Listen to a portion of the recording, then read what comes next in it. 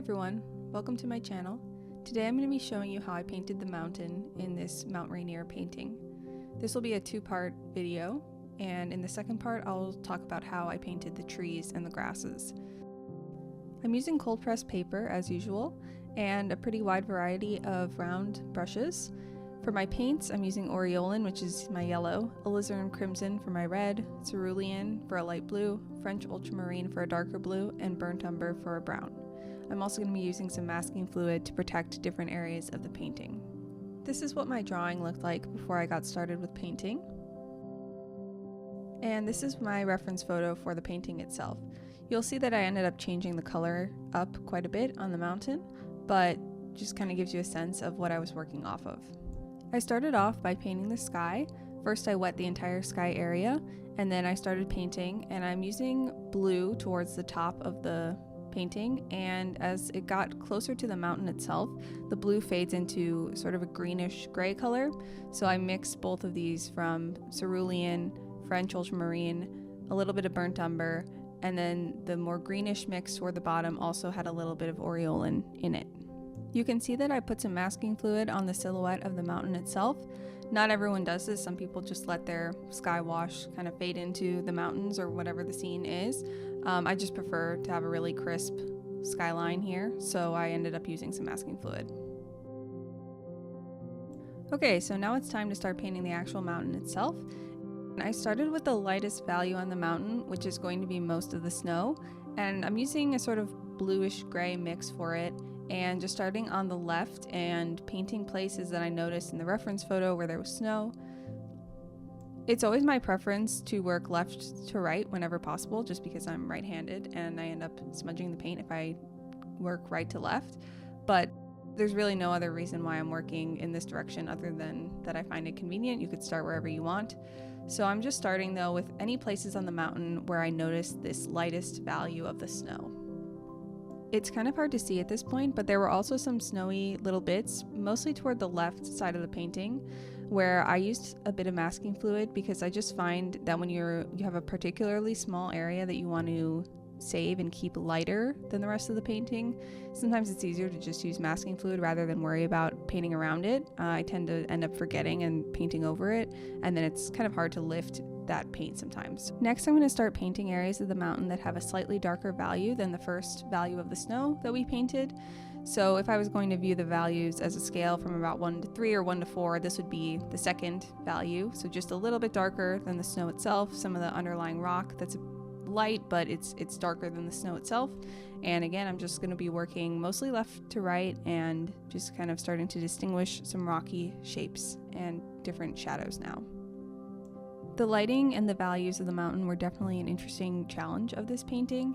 I took this photo on the east side of Mount Rainier, and if you've ever been there before, you may know that when the sun passes overhead in the afternoon, the mountain itself turns kind of grayish blue colored, which you see here.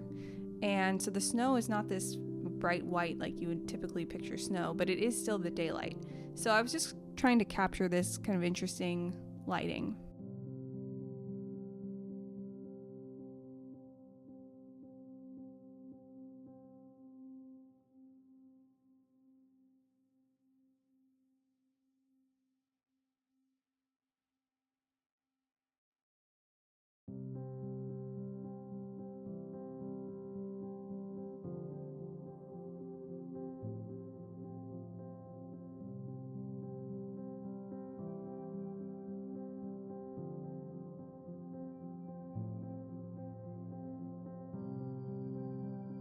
Now I'm starting to paint the third darkest value, and you'll see at this point that my mix of color that I'm using turned a bit more blue, and that's because I'm starting to really get into the rocky formations here, and the rocks were quite blue in this mountain photo.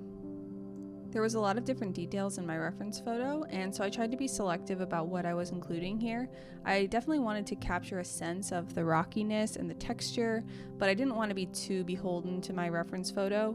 But there's a lot going on, particularly in this left section. There's a glacier, there's little bits of rocky formation, So just kind of trying to strike a balance between being too photorealistic and then also on the flip side not capturing enough of the texture that makes it so interesting.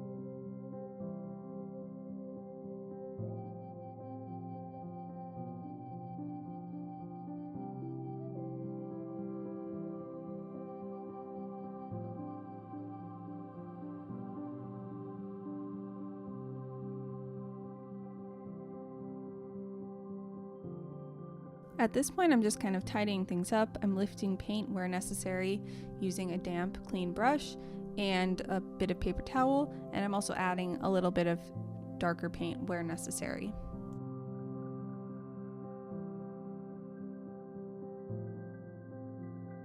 Now I'm starting to paint this smaller mountain that's in front of Mount Rainier, and I'm just following the same approach as I did with the mountain itself and using my lightest value color to paint the snow.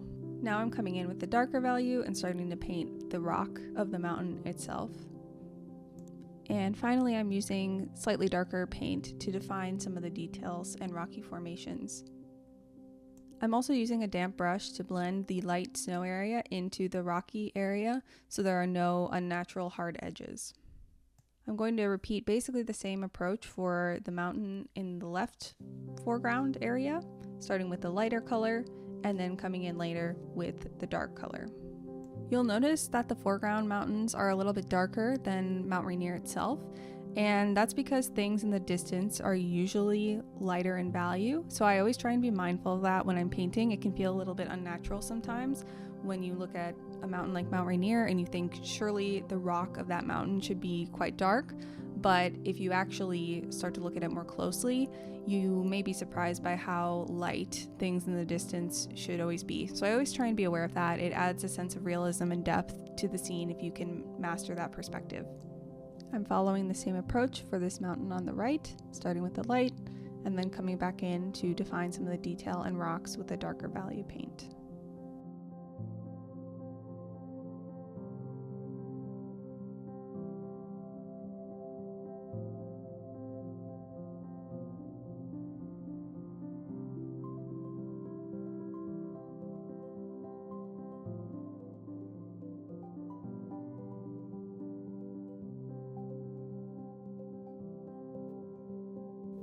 Last but not least, I came in and removed the masking fluid from those little snowy areas that I mentioned at the beginning, and I'm just filling them in with my light snowy blue-gray color.